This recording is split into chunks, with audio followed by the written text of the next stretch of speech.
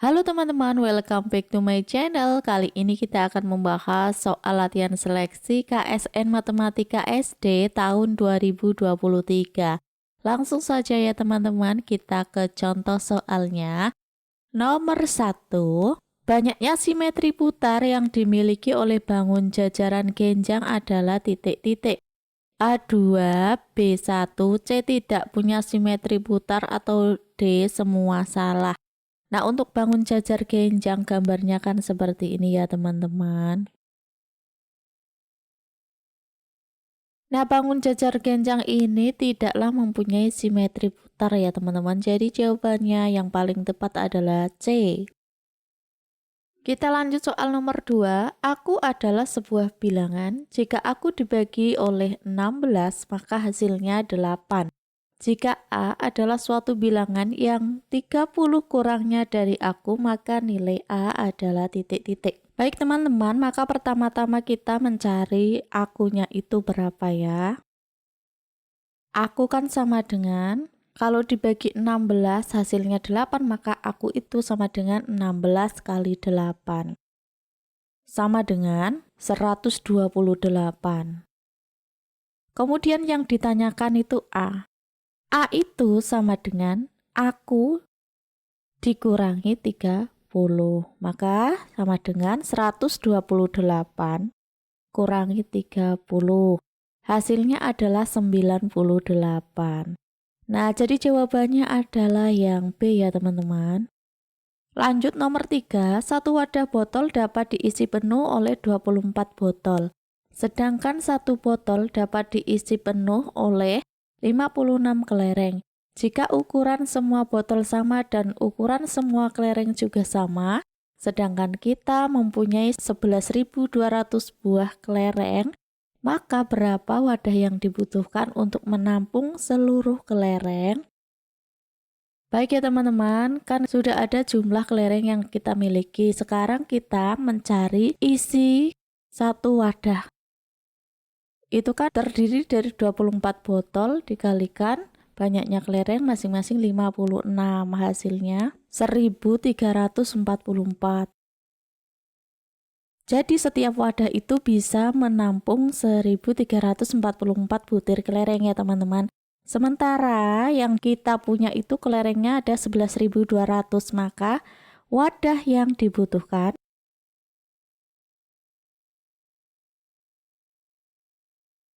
jumlah seluruh kelereng ini dibagi dengan jumlah isi yang bisa ditampung oleh satu wadah menjadi 11.200. Kemudian dibagi muatan setiap wadah itu 1344. Hasilnya adalah 8,333. Nah, ini sama dengan bisa dijadikan pecahan campuran menjadi 8 1/3 ya teman-teman. Jadi jawabannya adalah yang A. Kita lanjut nomor 4. Diketahui persegi panjang ABCD dengan perbandingan P banding L adalah 3 dibanding 0,5 dan kelilingnya 28 cm.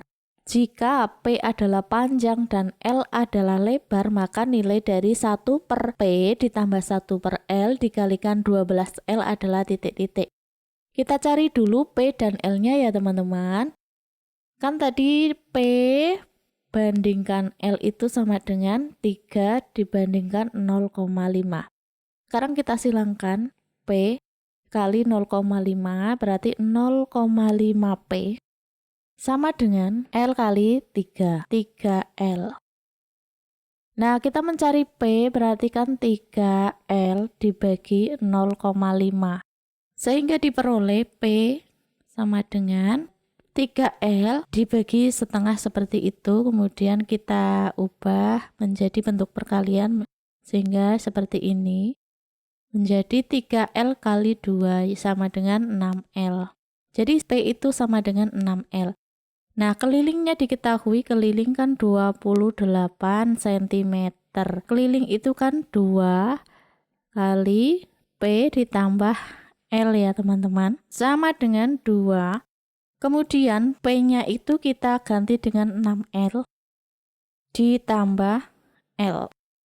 sama dengan 2 kali 7L ya. Sehingga K-nya itu sama dengan 14L. 14L ini, 14L keliling itu sama dengan 28 ya teman-teman. Berarti L-nya itu adalah 2 cm. Maka P-nya sama dengan 6L sama dengan 6 kali 2 cm sama dengan 12 cm. Nah, sekarang kita masukkan ke dalam pertanyaan, yaitu 1 per P ditambah 1 per L, kemudian dikalikan 12L. Sama dengan 1 per 12 ditambah 1 per 2, kita kurung, dikalikan 12, L-nya kali 2. Sama dengan, kita samakan penyebutnya menjadi 12, 1 per 12 ditambah 6 per 12, kita kurung, kali 12 kali 2 adalah 24, sehingga diperoleh 7 per 12 kali 24. Sama dengan, nah di sini 24 bisa langsung dibagi 12, hasilnya 2, kemudian 2 kali 7, hasilnya 14. Jadi 1 per P ditambah 1 per L kali 12L hasilnya 14 cm. Jadi jawabannya yang D ya teman-teman. Kita lanjut soal nomor 5, yang manakah di bawah ini yang merupakan hasil kali 2 bilangan ganjil berurutan. Oke teman-teman, berarti kita mencari faktor dari masing-masing A, B, C, D, seperti itu ya teman-teman. Yang pertama A ada 35, itu adalah perkalian dari 5 kali 7. Kemudian ada 49, itu adalah 7 kali 7 ya. Selanjutnya ada 143, itu sama dengan 11 kali 13. Kemudian ada 183, itu perkalian dari 3 kali 61. Nah, di sini yang merupakan bilangan ganjil berurutan ada 2 ternyata ya teman-teman, 5 kali 7 dan 11 kali 13. Itu adalah semuanya bilangan ganjil berurutan. Jadi ternyata jawabannya ada 2. Kita lanjut soal nomor 6. Andi berjalan dari tempat A ke tempat B dengan kecepatan 8 km per jam selama 3 jam dan ia kembali ke tempat A dengan naik kendaraan. Kecepatan rata-rata seluruh perjalanan Andi bila perjalanan dari B ke tempat A membutuhkan waktu 1 jam adalah titik-titik. Nah, karena ini yang ditanyakan, kecepatan rata-rata seluruh perjalanan Andi berarti jaraknya itu menjadi jarak seluruh ya. Itu dari A ke B ditambah jarak dari B ke A. Berapa ya teman-teman? Jaraknya itu sama dengan 8 km per jam dikali 3 jam. Itu sama dengan 24. Jarak seluruhnya yaitu 2 kali 24 ya, karena bolak-balik. Sehingga diperoleh 48 km. Kemudian waktu sekarang. Waktu yang ditanyakan di sini juga keseluruhan, berangkatnya 3 jam, kemudian ditambah waktu pulang dari B ke A, yaitu yang memerlukan waktu 1 jam. Sehingga diperoleh kecepatan rata-rata sama dengan 48 km dibagi 3 tambah 1, 4 jam. Sama dengan 12 km per jam. Jadi jawabannya adalah yang A. Kita lanjut soal nomor 7. Diketahui bahwa semua tempat duduk pada suatu bus telah penuh dan ada 8 orang yang berdiri. Pada sebuah halte ada 14 orang yang turun dan ada 6 orang yang naik. Berapa tempat duduk yang kosong pada bus tersebut? Sekarang kita tulis 8 orang yang berdiri itu 8 seperti itu. Kemudian turun. Turun artinya orang dalam bus itu berkurang, maka dikurangi 14. Nah, ternyata ada yang naik. sebanyak 6 orang, maka penumpang bis menjadi bertambah 6. Sehingga diperoleh matematikanya 8 dikurangi 14 ditambah 6 sama dengan 8 dikurangi 14 itu kan negatif 6. Negatif 6 ditambah 6 jadinya 0 ya. Berarti berapa tempat duduk yang kosong? 0 atau tidak ada. Jawabannya adalah yang A. Lanjut nomor 8 ya teman-teman. Nilai dari 0,04 dibagi 4 per 0,5 sama dengan titik-titik. 0,04 itu dua angka di belakang koma berarti per 100. 4 per 100 dibagi 4 per 0,5. Biar penyebutnya utuh, kita jadikan 1 ya. Maka penyebut dikali 2, pembilang juga dikali 2 sehingga diperoleh 8 per 1. Sama dengan 4 per 100, kita balik menjadi kali 1 per 8. Begitu ya teman-teman, sama dengan ada 4, ada 8, kita bagi 4 masing-masing ya. 4 bagi 4 itu 1, kemudian 8 bagi 4 itu 2, sehingga diperoleh 1 per 200. Nah, kalau dijadikan pecahan biasa 1 per 200 itu sama dengan 0,005 ya teman-teman. Jadi jawabannya adalah yang A. Lanjut ya teman-teman, kita ke soal nomor 9. Setengah dari suatu bilangan adalah 1 per 3. Berapakah 1 per 4 dari bilangan tersebut? Kita misalkan bilangan itu adalah X ya teman-teman, maka setengah dari X itu sama dengan 1 per 3.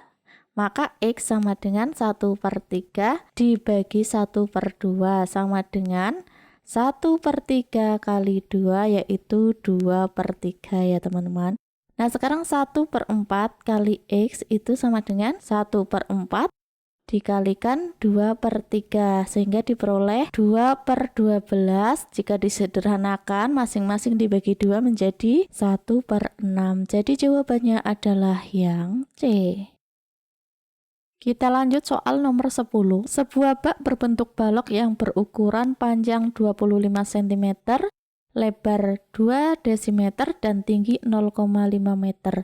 Jika Reza mempunyai air sebanyak 1000 liter, maka banyaknya bak yang diperlukan Reza untuk menampung semua air tersebut adalah titik-titik. Baik teman-teman, kita samakan ke desimeter ya. Kenapa? Karena di sini ada liter. Jadi untuk panjangnya sama dengan 25 cm itu kalau dijadikan desimeter 2,5 desimeter. Kemudian lebarnya 2 desimeter.